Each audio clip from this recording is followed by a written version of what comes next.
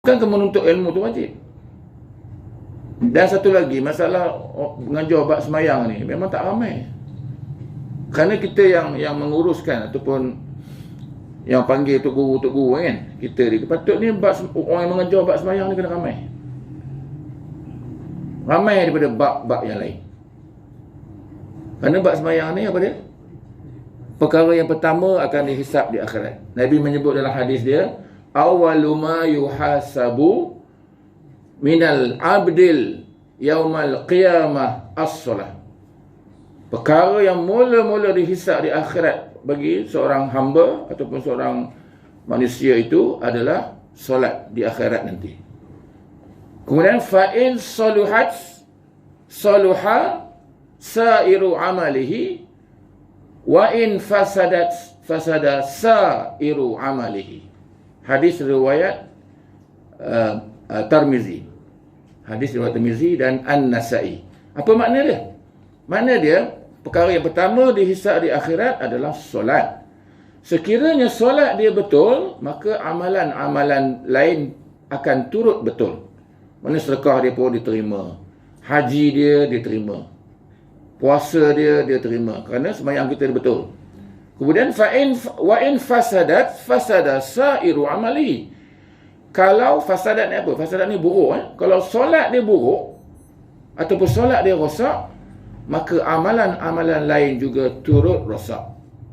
Maknanya kita sembahyang kita dah rosak kan, contoh kita tak buat yang betul, maka sedekah kita yang kita buat solat rajin tu tak dikira.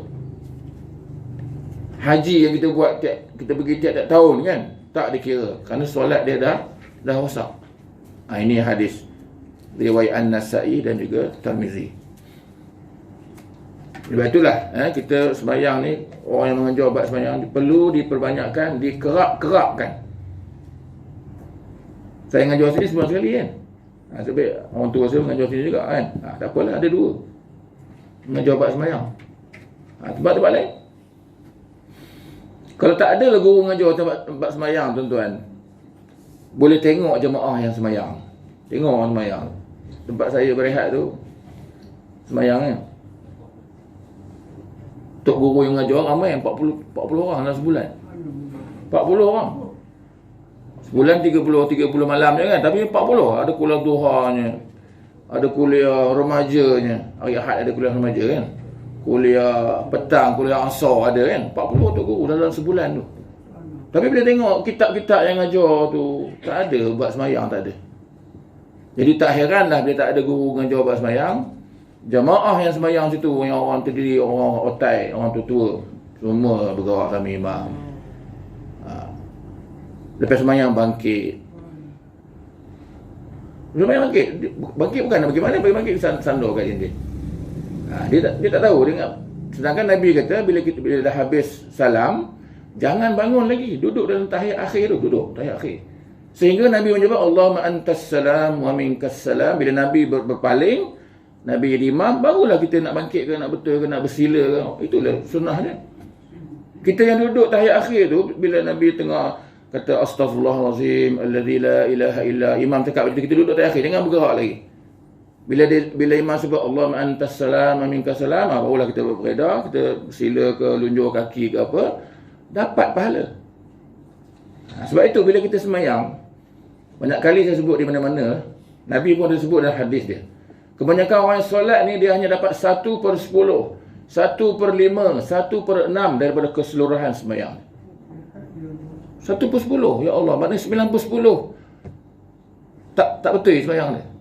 1/10 dapat. Kalau saya nak bagi peratus lah, kalau Rasulullah SAW dia semayang 100% markah dia, kerana Rasulullah solat yang terbaik diajar oleh malaikat Jibril.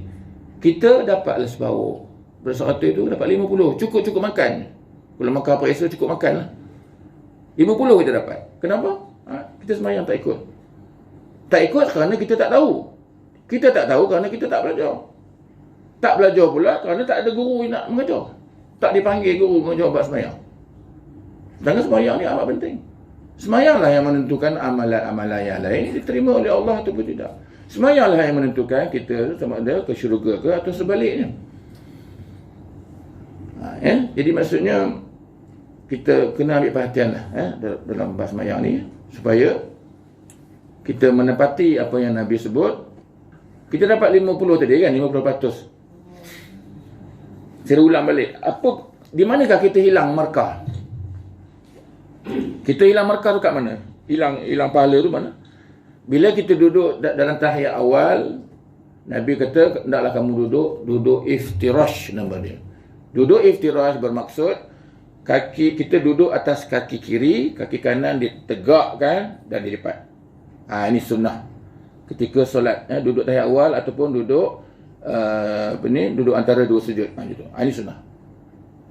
Tahiyat akhir pun begitu juga. Maknanya kita tak duduk atas kaki kiri, kita duduk atas lantai, kaki kiri dilunjurkan keluar dan kaki kanan ditegak lipat.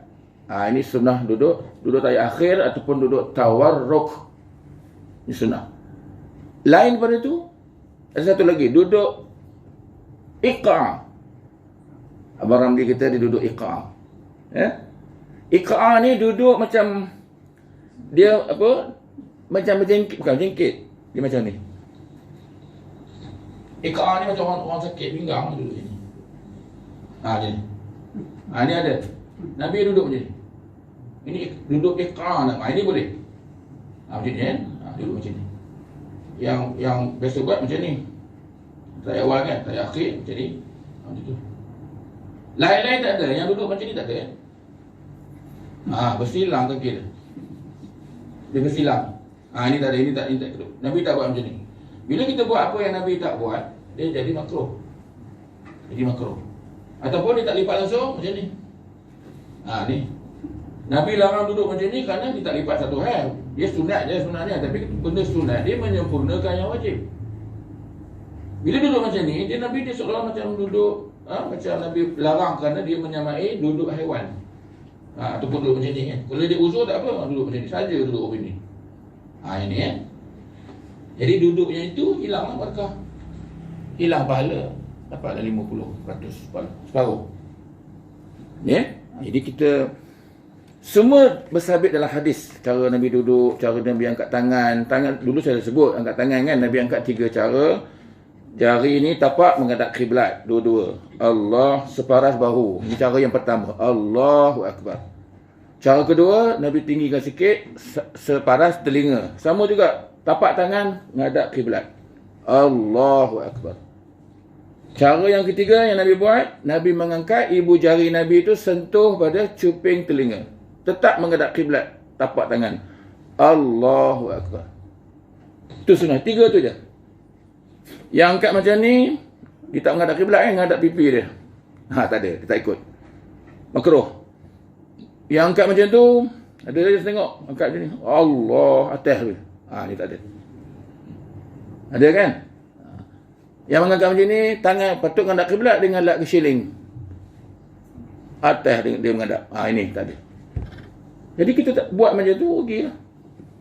Sembahyang sah, tapi kita belajar bab sembahyang ni, kita nak ikut macam mana Nabi buat yang paling